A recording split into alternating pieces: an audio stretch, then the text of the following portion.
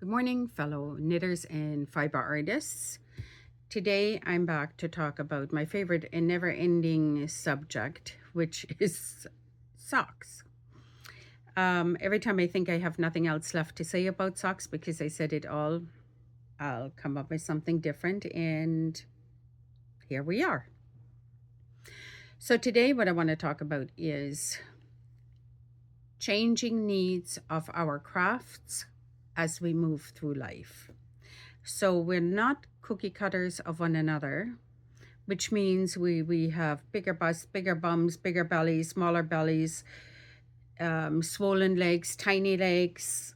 How do you accommodate for all of that? Every time you buy a pattern, sometimes it fits and sometimes it doesn't because we have lumps and bumps all in different spots. So what I thought I'd do is I'll give you a way. I'll make a video about how I approach this, and maybe that'll also work for you because I can't be the only one that's interested in it. Even though when I looked at online and I was looking for different videos, I really didn't see anything that addresses this. So I had talked in past videos that I have Raynaud's, which of course sits under the rheumatoid arthritis umbrella, and it constricts the capillaries going into your hands and feet, and it turns them white or blue. Very cold, ice-like.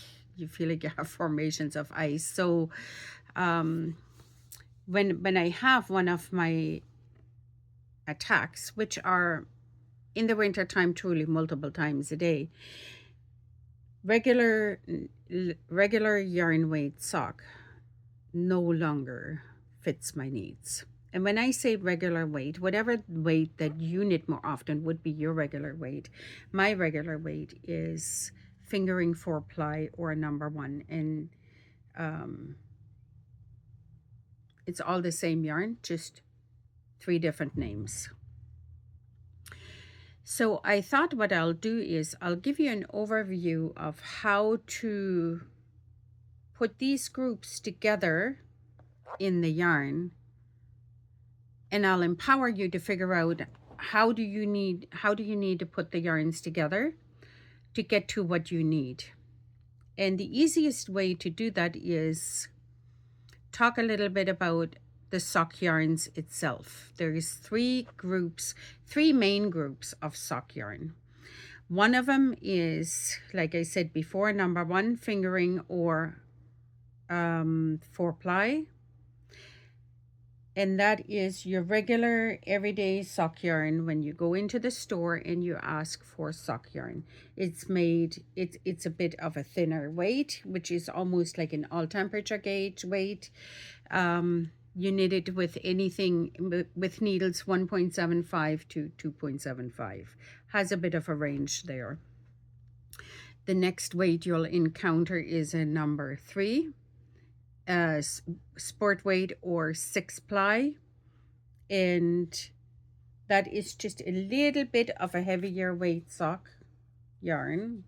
I don't know if you can see the differences here in the weight. And then of course number 3, which would be your Arian weight sport your Arian weight yarn, which is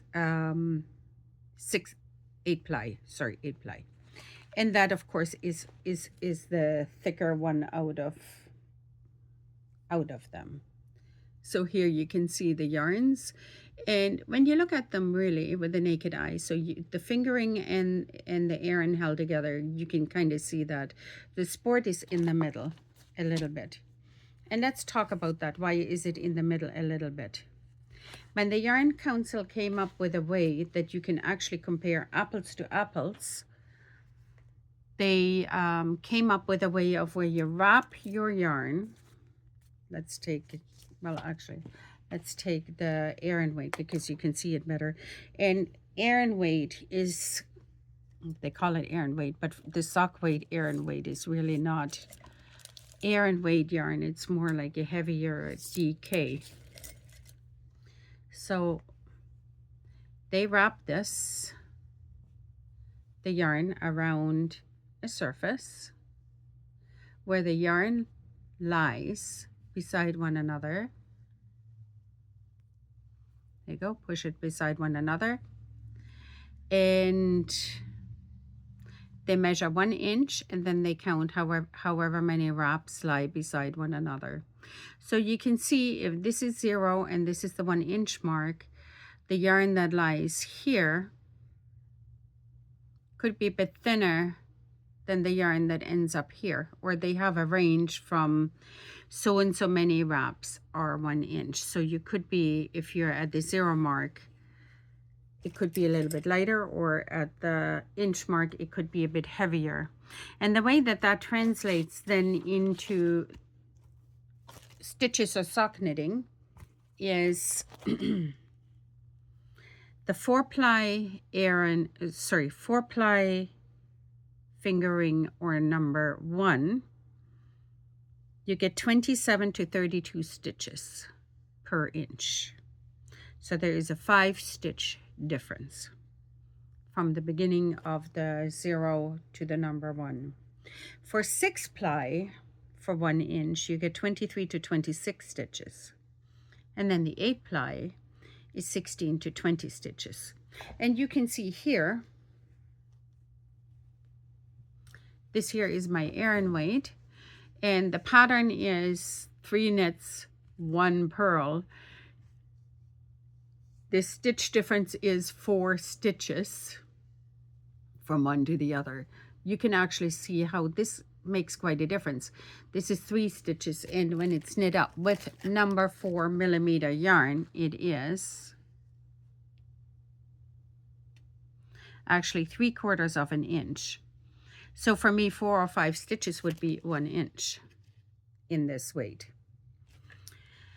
So that explains the little bit thinner and the little bit of thicker yarns. And I'm going to refer to it from going forward in this video as 4-ply. And the reason why I want to refer to it as 4-ply is I can, for my illustration purposes, it makes a little bit more sense. So this is a 4-ply yarn, which is classified as a number 1. And I think it's on the heavier spectrum, because when I look at this with the 6-ply, sometimes it's pretty close. So you can see they call it 4-ply because when you untwist that yarn a little bit, you get 4 thin plies that get twisted together, and they do that for strength. So 4-ply, 6-ply, 8-ply. And many different companies, of course,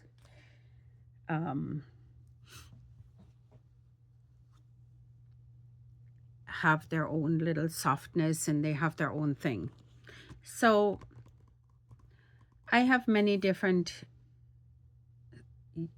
sock balls that come from all over the place, because very often if I buy anything and it goes into my stash, I usually buy sale yarn that goes into my stash. But I'm also addicted to colorwork sweaters. This is the sheep sweater from the Native Knitter. I will show this to you. It is one of the better written patterns that I have seen, and often they use sport weight or fingering weight. And I love sock yarns that are like this. So if I were to do this with a turquoise or a navy, or even a dark brown, or really dark green or dark blue, whatever, I could use this as the color work in the sweater. Same with this, and I have done that a lot. So that's also how I buy sock yarn, or what I buy sock yarn for. But I really do like the self-striping is my favorite, and then the self-patterning is probably my next favorite. So when I put my sock yarns together, and now that my needs change, I was thinking I have so many 4-ply weights. What am I going to do with them? I can't just knit like summer socks out of them. Summer here in Canada does get quite hot, even though the more that the rain notes progresses, the more sensitive my feet get. So what am I going to do about that? What am I going to do about all of this yarn? Yarn is like fabric. It can lay there forever. That is very true. But it needs to be taken out and aired and all of that, or it'll get brittle. And I'm not talking about for just a couple of years. I'm talking about, like, a lot of us knitters, you have things in your stash that are like 15 years old, and you think, has it already been 15 years? How old were the kids when I got that? What was going on at that time? And that's how I remember. So I do want to use up the yarns that I have. So my soundboard is usually Jolyn and her staff in the Little Red Mitten in St. Thomas, and we bounce ideas of one another all the time. Or if I have a technical, well, actually no, if I have a really technical question, I ask my niece Stephanie, who is in the army, and she is like, I think I'm a very logical person, but her brain is just so beautiful. She is like a micro logical. I have nothing on her, but if I have a really technical question, I will ask her, and even if she doesn't know, she'll get me all of the information. Like a day later, I'll have all of the texts in my phone, and pretty good explanations. So what we came up with is, why not back up one more second, my brain here. Wool is 40% warmer than acrylic. Wool is also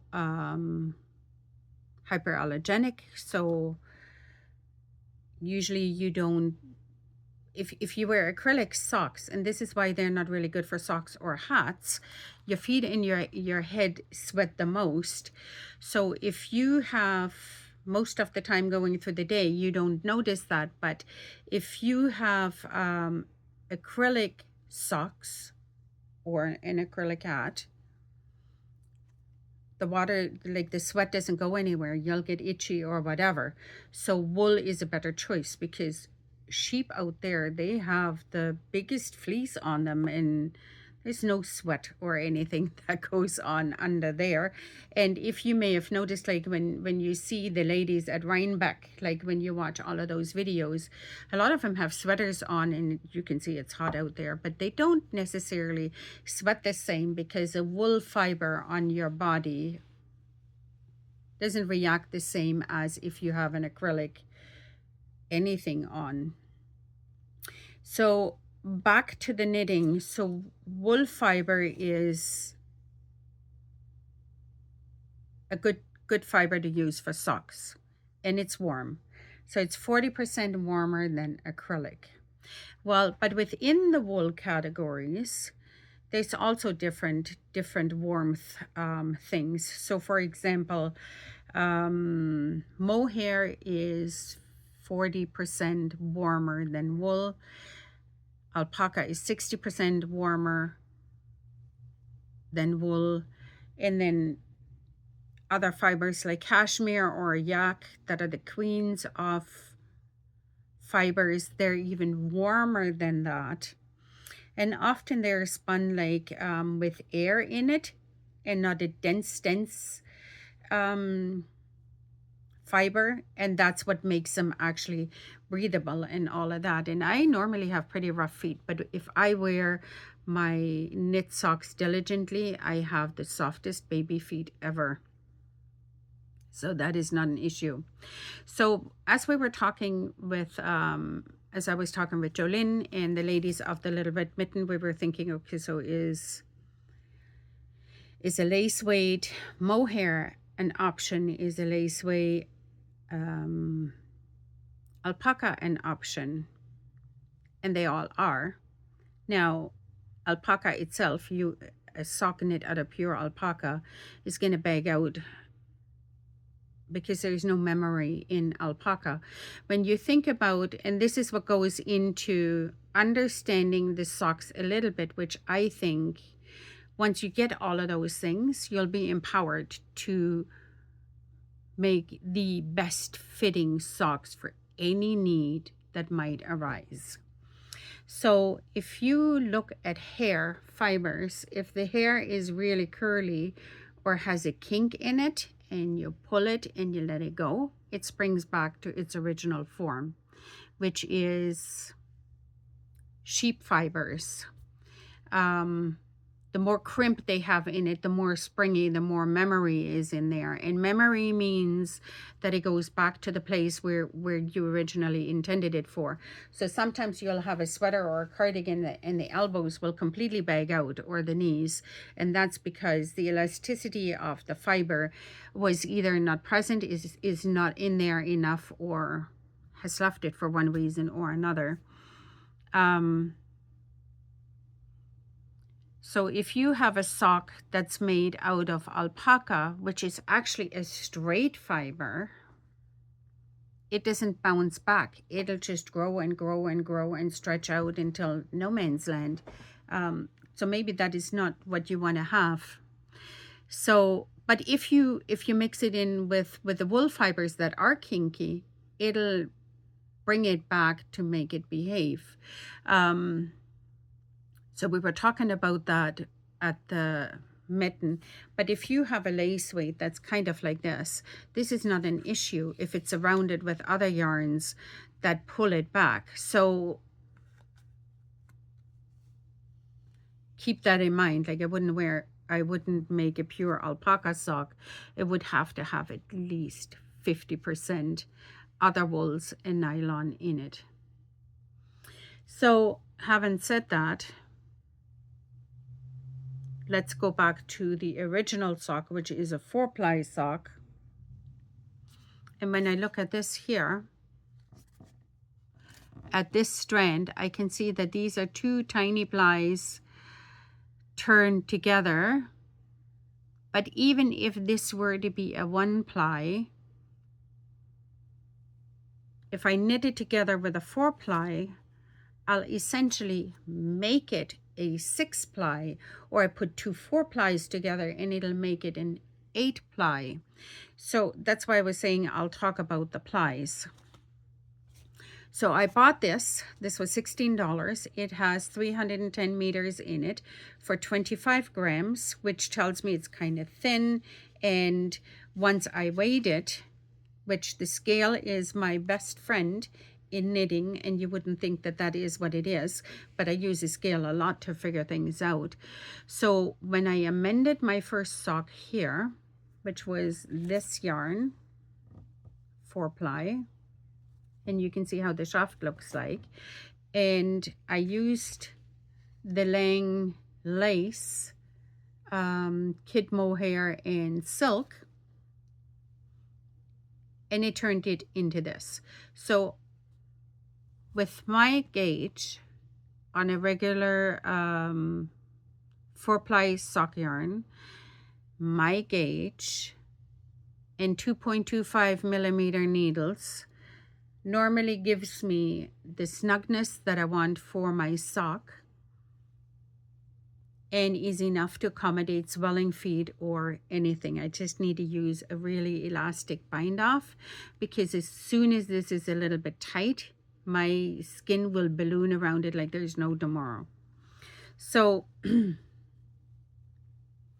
I kept my 60 stitches and held the 2 strands together like this, and I used half of this ball here. So the $16 for this yarn will make me 2 pairs of feet.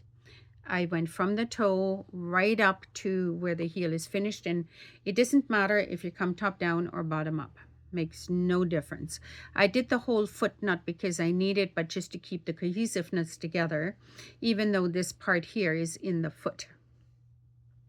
And it's incredibly soft, and you can see how, and this is not blocked yet, but you can see how it filled in the fibers where this almost looks like a loose gauge, which it kind of isn't, because it's not blocked yet. It'll puff out or bloom, how they call it, how we call it. It'll do a nice job. So then I thought, okay, so this is not a bad price for letting me use a lot of my sock yarns and turn it into a usable sock. I don't want to hold the fibers double because I do like the self-striping or self-patterning. And if I use 2 yarns together, I seldom have 2 balls of the same color. Here I do, but that is not very often. They got to have a pretty good sale going on that I do this. I don't do that very often. I don't want to hold 2 yarns together because then I lose what attracts me to the yarn. And in my mind, the yarn is not inexpensive, so I don't want to create a mud color sequence just because I want to use up the yarn. So for me, that kind of worked. But then when you go to the yarn store, often if there is a dyer or if they have sales, they'll have sales like this, and or sales like this. And I think these are ends that don't match quite 100 grams or whatnot, but you can weigh it. And if, again, this here is either off color or not quite 100 grams. The regular mohair in the hanks has 400 and odd meters. So if I use 400 meters as a rule for the 100-gram hanks, I can figure out just by weighing this how much length I have in here. So you need the gram bit to figure out the number that you're really after, and that is how much length do I have in here, because that'll tell you how much you can knit with it. 100 grams and 100 grams can have way different measurements on the inside, but you need the grams. And I find if 100 grams has 400 meters, then it's easy to say, well, 10 grams is 40 meters, and you can kind of figure it out in your head, like just guesstimate. You might be off a couple of meters, but not by much. And then you can figure out, so let's do that math. 10 grams here has 40 meters. This guy here has 25 grams. So let's figure out what the difference would be. So 10 grams is 40 meters. 20 grams would be 80 meters, and half of the 10 grams is 20. So 25 grams would be 100 meters compared to this. Here 25 grams has 310 meters. So what does that tell me right off the bat? If I were to hang this as 25 grams, I get 100 meters out of it. Here, the 25 grams has 3 times as much in here. So that actually tells me that this is a way thicker yarn. And when I look at it, single-stranded, it's a bit hairy to pull apart. That is very true.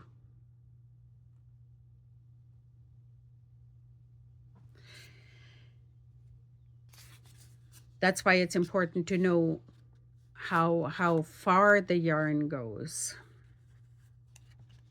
So onto my second pair. Then I thought, okay, so actually even price-wise, these ends for $20 are cheaper than this bit here. And because it's a bit thicker, it puffs up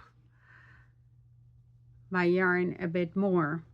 So here, because this was my first one and it does look quite thin, I use 60 stitches, which in my case with my 2.25 in regular number 1 sock yarn, 60 stitches is usually enough for my feet. If I have 64 stitches, it gets loose and it twists on my foot, and I don't know, I have duck feet, I have pretty wide feet.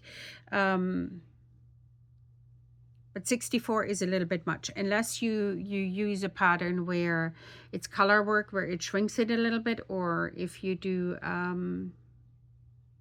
cables on your sock, that also shrinks it a little bit. Then I would think like 64 stitches or 68. I've never used a 68 stitch count on my socks, but I don't do cables either on the socks because I just want mindless projects for my feet. So on this one, because I knew that the yarn that I'm feeding with it, holding double with it, is a bit thicker, I used 56 stitches. 56 or 58. Okay, this pattern here is 4 stitches per pattern. It's 3 knits, 1 purl, and I had 2 stitches, so it has to be divisible by 4. But I had two stitches left over, which at the joining of the split for the top and the bottom of the foot, I have 2 purls instead of 1 purl. So I know I had 58 stitches. That was just a thingy that I just remembered. That's what I did. So anyways, again, this is obviously, I'm still knitting at it. So this is not this has not bloomed yet. Once it blooms, it'll even out and puff up and fill in every little thing. And again, here I stopped right here so that the leg that goes over top of my running shoes or boots or whatever, what sticks out is just the regular sock yarn. And then once I get to the top, I'll just use this as a without the mohair, whatever colors I used here. So, but how do I get there? How did I even determine this is what I want?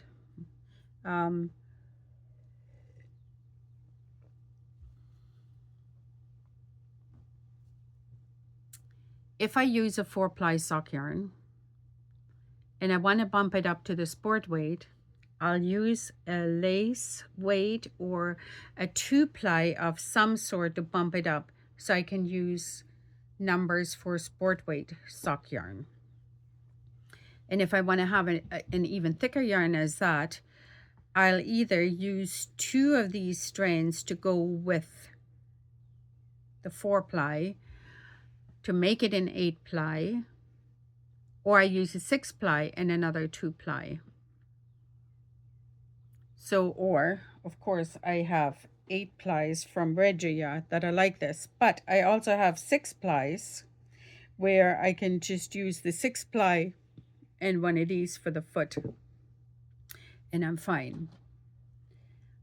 But again, I have a huge amount of stash, so I was thinking, before I let that idea just run away with me and I'm going to buy all kinds of other mohairs or whatever, and I do have some because I use them for lining mittens, and I also right now it's quite popular that you knit with a regular, or let's say a sport or a fingering weight yarn, and then you knit a panel with a mohair, and then you go back to this ply yarn, or you knit the mohair with a looser gauge. Like Jorge Locatelli has a few yarns like this, but all kinds of designers are coming out with that, and I think it's quite pretty.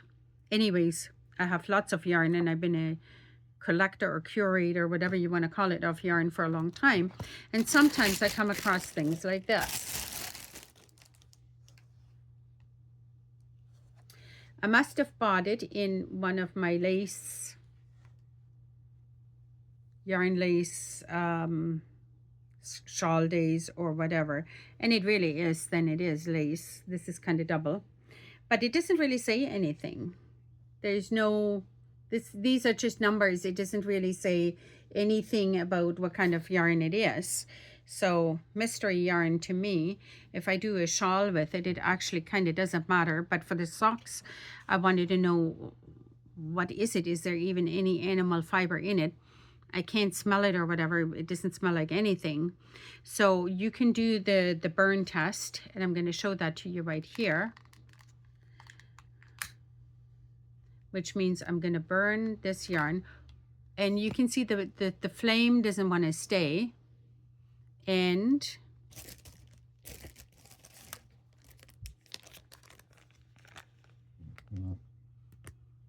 you can see there that there is a bead of plastic on there, or there's just a black bead on here.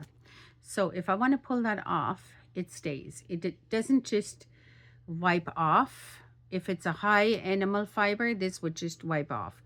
Or a cotton fiber, that bead still stays on. So I know the main component in this yarn here is acrylic, because I can't just, I really have to snap it off,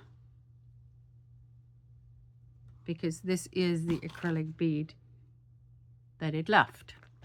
So do I want to knit that into the socks?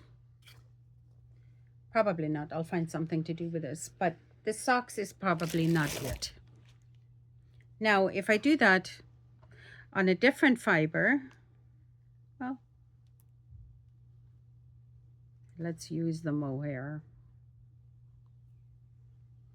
Now maybe I should put my coffee cup under here just in case I need to dunk it. I can sacrifice my coffee. So let's have a look here. Smells like burnt hair.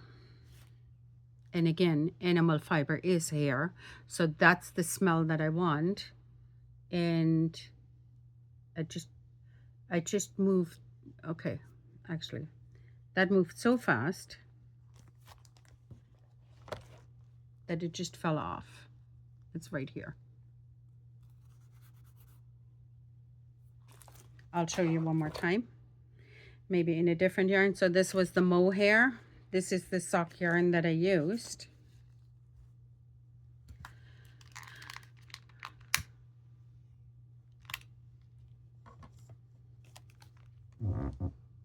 Has a black end. Now I'm going to pinch it so that it stays in my hand. Okay. It just disintegrated in here, and it has a little, I can do it a couple of times, and it has a little tiny bit of black left. I don't know if you can see that or not. And that would be the acrylic or the nylon for strength. And I can see it right here still. This is kind of what I want to see. So I know there is minimal acrylic in here. I know there is acrylic because the little black dot stays. But because the rest of it is all animal fiber, that's kind of what that looks like. Oh, I could have showed you this on the bigger yarns. And again, it smells like burnt hair. Now, and you can see it's kind of like fire retardant. It doesn't really like to stay lit. This is the Briggs & Little. And even when I pushed that off, there's not tons of acrylic in there because it just pushed right off. And here is on my finger, it just came right off. And I wasn't yanking or pulling hard or anything. And again, it smells like burnt hair. Now, if you have cotton, it'll be the same thing. It's fire retardant. It doesn't like to stay lit, really. It'll have a yellow flame. The acrylics have more of a blue or greenish flame. And when you pull it off, it smells like burning paper. It will not tell you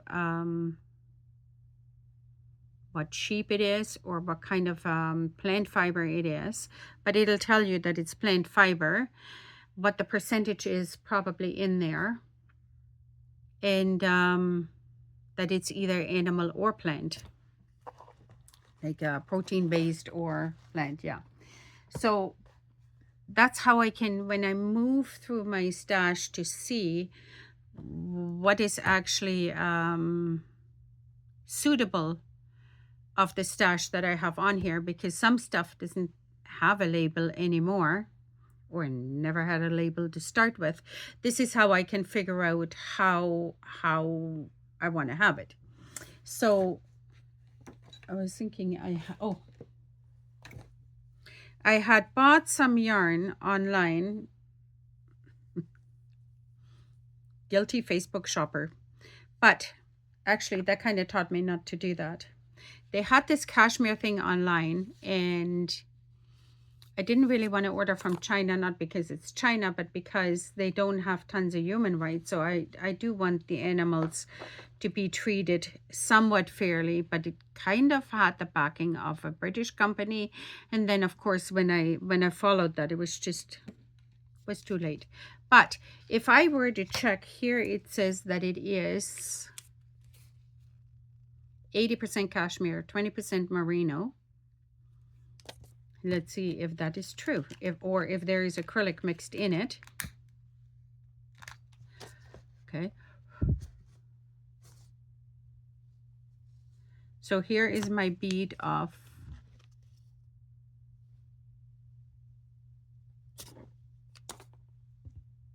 comes right off.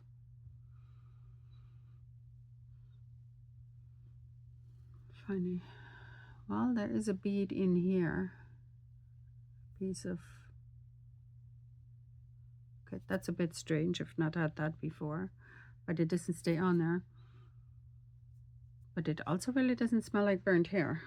So I've not had a cashmere test before, but again, it should smell like burnt hair.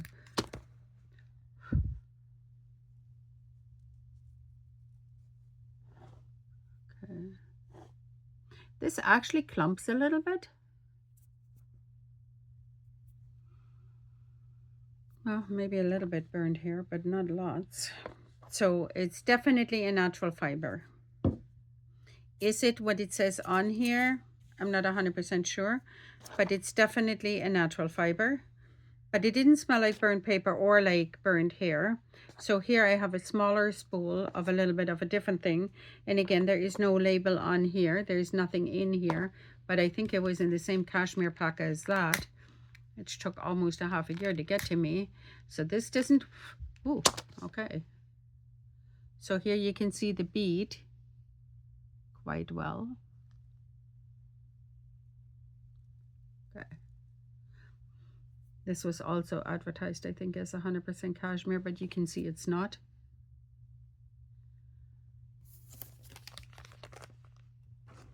Because you still have the black bead on here and it's not really coming off.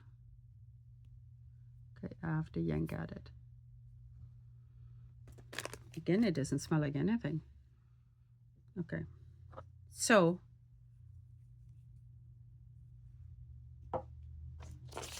this is how I determine, and this is how the bead came off. Actually, I'll put it here, maybe you can see. So it stayed intact. That'll tell you that it's actually acrylic or some sort of a plastic. And when you have a high percentage of acrylic, it actually will smell like burning plastic or burnt plastic. It has a very distinguished smell, even if you can't explain it to somebody how that is. Is somebody burning plastic around here? Because you know exactly what that smell is. Here I have some yarn that is supposed to be 50-50. 50 acrylic and 50.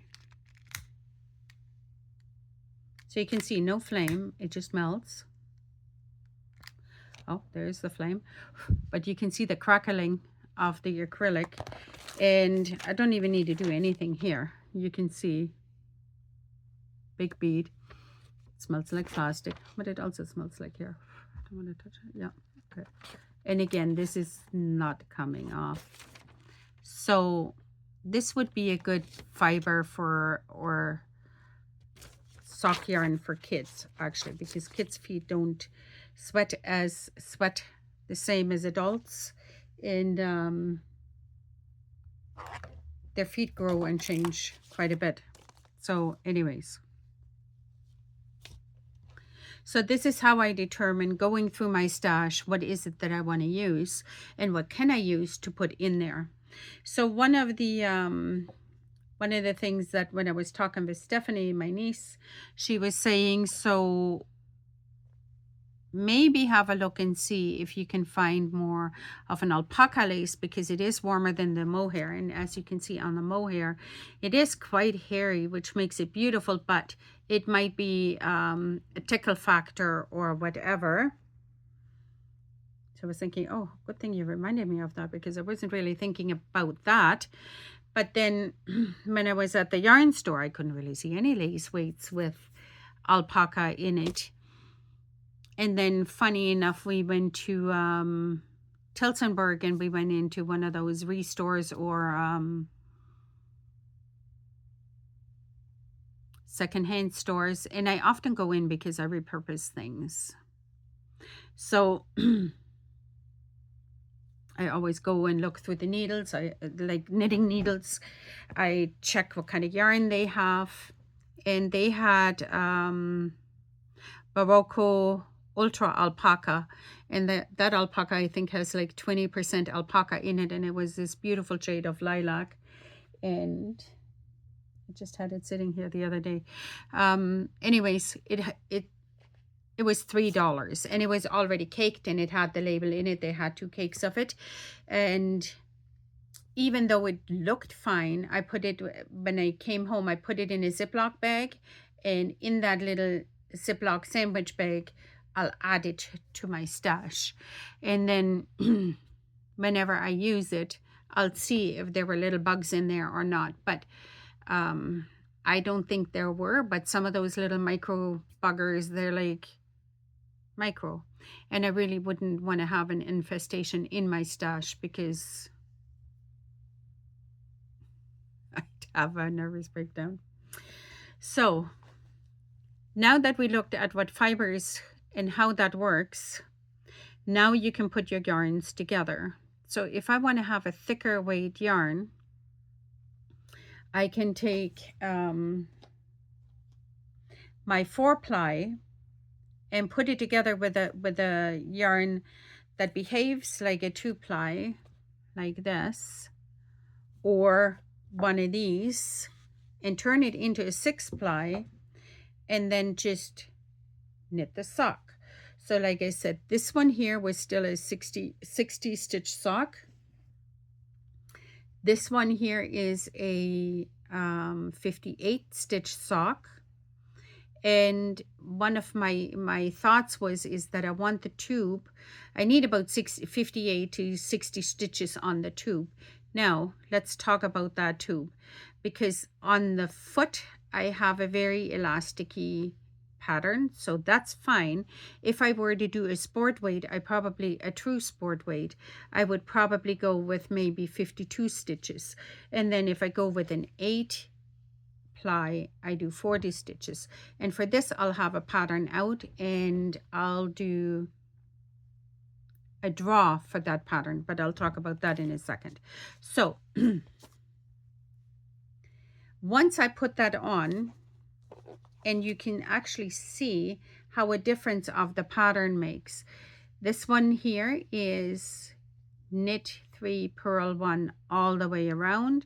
And on the sides where the top and the bottom meet, I have purl 2 because I had 2 extra stitches to accommodate into that pattern. And on this sock here, even though it's a finer gauge, I did the bottom knit where I walk, and I did only the top is patterned. And then once I get to the leg, I go all the way around. But let's say I have a bunion, and if you know the shape of the foot where the big toe bone is, and the little toe bone means you have a little triangle that comes out. You can accommodate that by, once your toe cap is done, or just give it a bit of a wider toe cap, and then decrease 1 or 2 stitches to go back up to the foot, because you don't have the same width as you need to accompany for the bunion on your foot. So you can see that when you knit your own socks, you can truly customize anything to fit your own personal needs. So for the bunion, this here is your toe box. Just go a little bit wider on the toe box on the bottom, but then decrease that out a bit, whether you need 2 stitches decreased on each side there, or whether you need more, depends on how large the bunion is. So you have to kind of look. And you could measure out the side of the bone and say, this is a 1/4 inch, this is a 1/2 inch. I've seen bunions stick out as much as an inch. But if you have a 1/2 inch, just have a look. Like a 1/2 inch on my other socks is, oh, the 3 stitches, like the 3 knit stitches. So I would decrease out those 3 stitches for the top and 3 for the bottom of the foot that you needed to accompany that. And it would just give you a little hourglass shape. But it's forgiving enough that you can stretch it to get the foot in. That is not a problem. So once you're at the leg here, let's say you have terribly skinny legs or tiny circumferent legs, and every time you put a sock on, this stuff here, it just slides down. It doesn't want to stay. This bit of your sock knitting needs to bear no weight. It has no friction on it. It has nothing. So if you have really tiny legs, what you can do is drop your needle size a 1/2 size or a whole size and knit this leg shaft here to make it tinier. Or if you just need it on the top, I tend to not change my knitting needle because, like I said, I need a lot of elasticity on my socks. If there is just a tiny bit of restriction, my skin will balloon right around it and I'll have a dent in my leg for days, actually, until that goes away.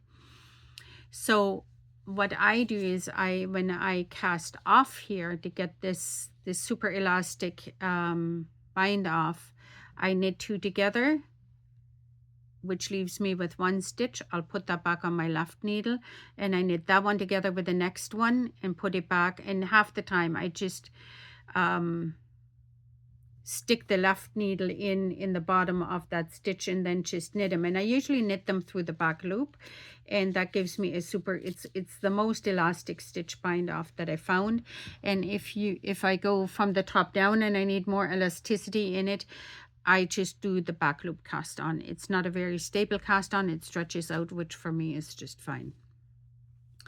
But let's say from here to here I need more.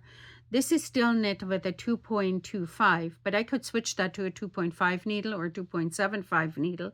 And for the leg, it doesn't need to give me extra warmth because my leg is fine. It wouldn't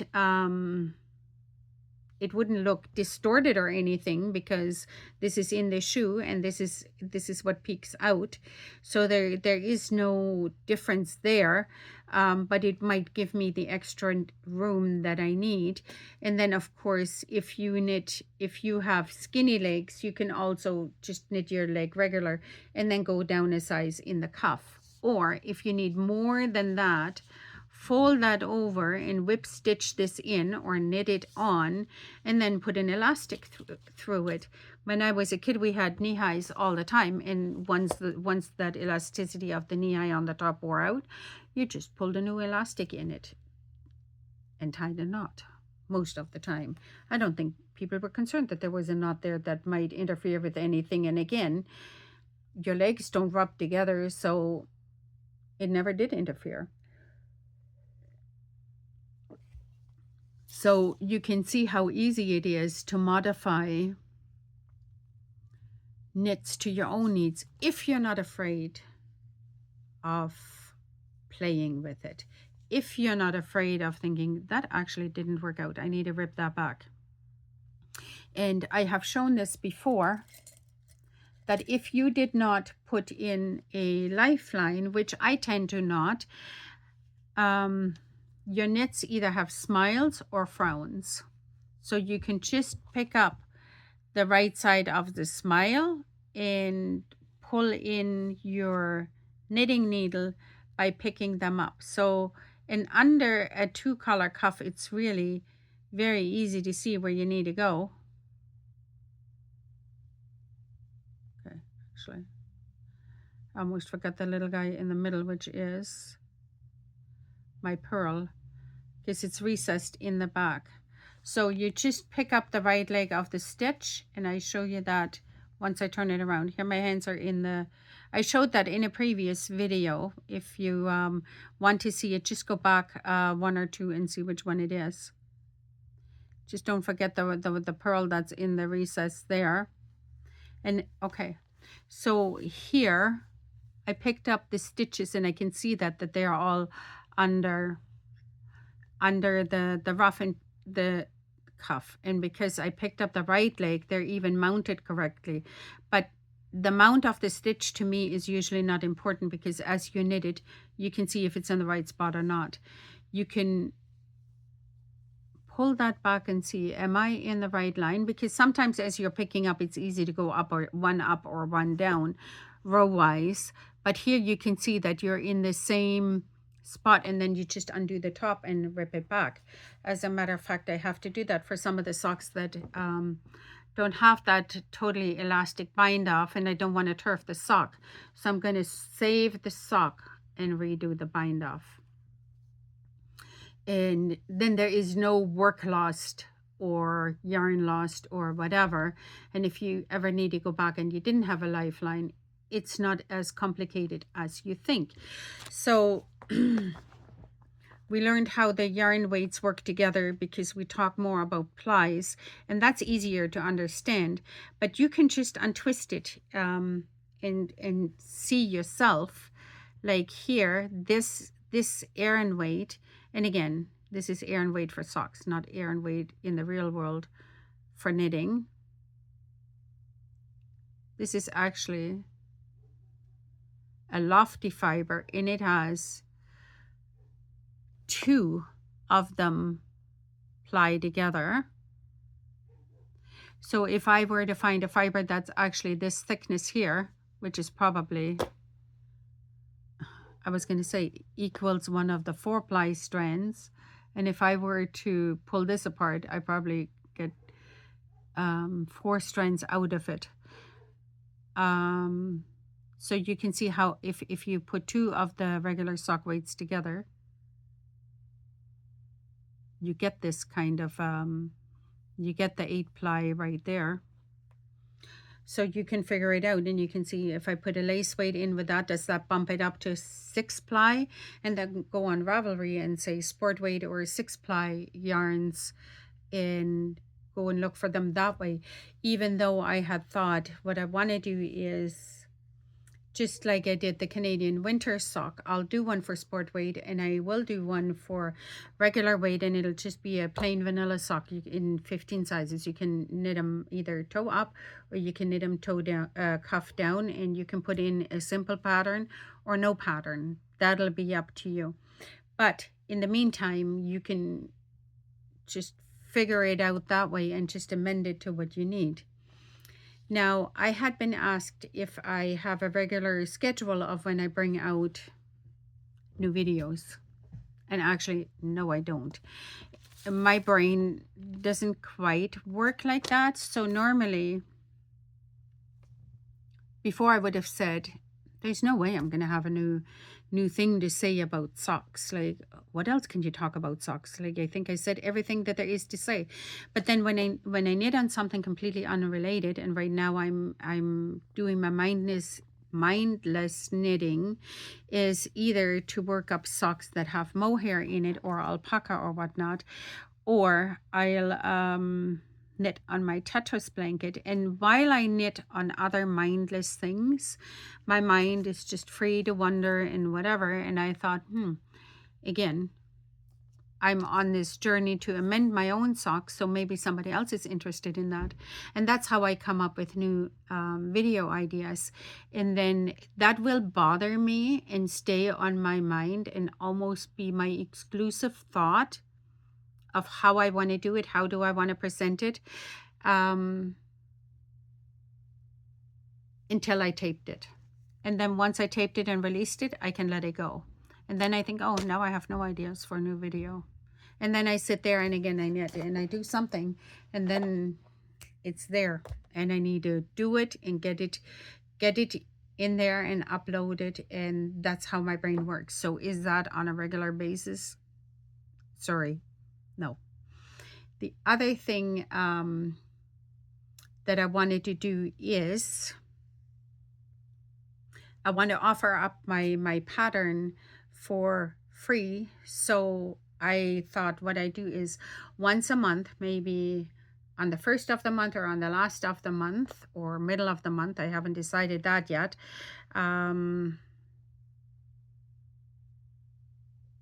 Let's do it on the first of every month because we're at the beginning of the month. Today is the 4th, 5th, 6th, something like that. Let's do it at every end of the month or beginning. I'll do a draw. So comment on the video if you have medical needs, what you like about socks. Tell me a little bit about your sock journey.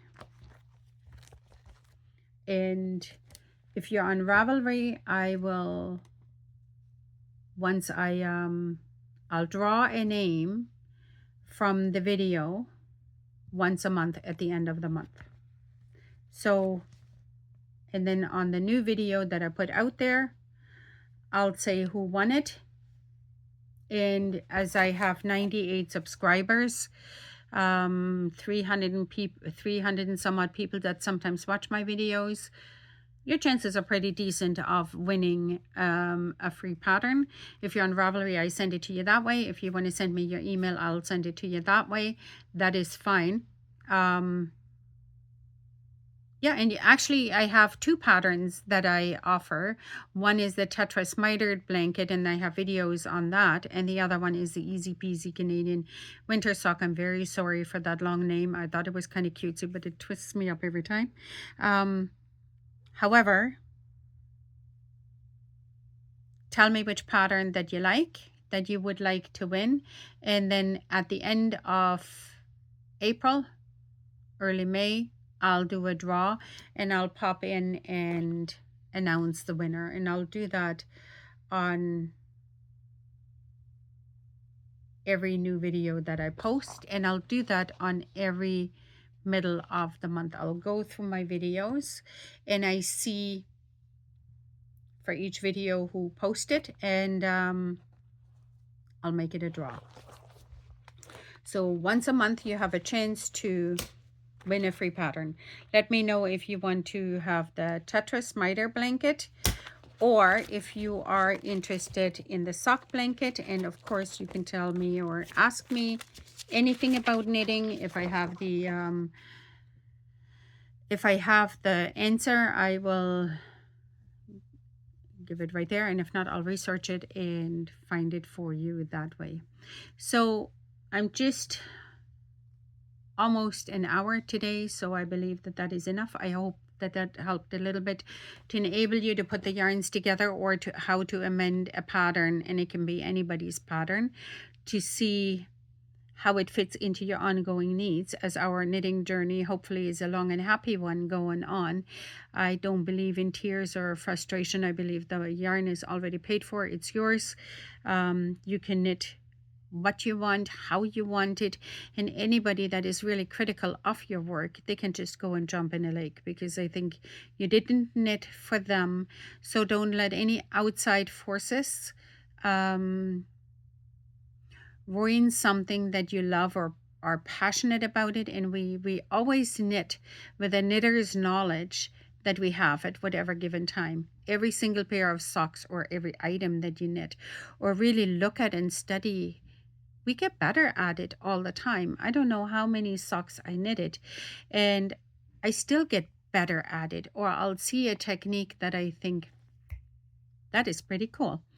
I'll try that on my next sock. And as a matter of fact, I have two favorite ways of knitting toes, and I have one favorite way of knitting my short row heels, but I recently just found another way of doing it, and in this pair here, I wanted to see, is there a difference? Can you spot a difference? Is it looser or is it not? And I took it to Jolene, to the little red mitten, and she says, well, it lies really flat. Like that join is really flat and smooth.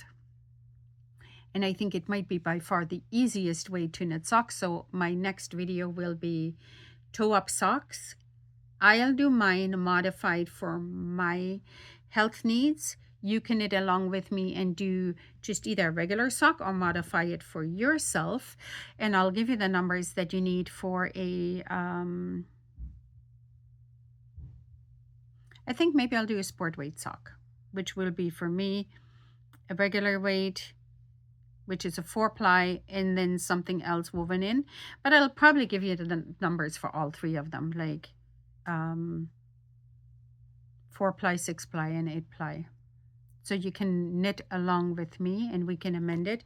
And that's probably the best way sometimes to see how easy or complicated something is for you, because our brains don't all work the same.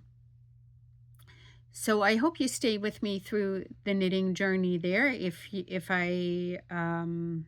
learned something, or give me a like, give me a subscribe, give me a share so that you don't miss anything. I would totally appreciate it. In the meantime, leave me a comment. I'll put the socks in and I'll give you a 10% coupon code for the socks and for the blanket. However, I will draw at the end of the month for a chance of winning a free copy. Just tell me if you want to have the Tetris blanket, or if you want to have the socks and the Tetris blanket are miters. Again, that works in any yarn that you want to use. So I will see you next time, and until then, I wish you happy, pleasant knitting, and we'll talk soon. Bye for now.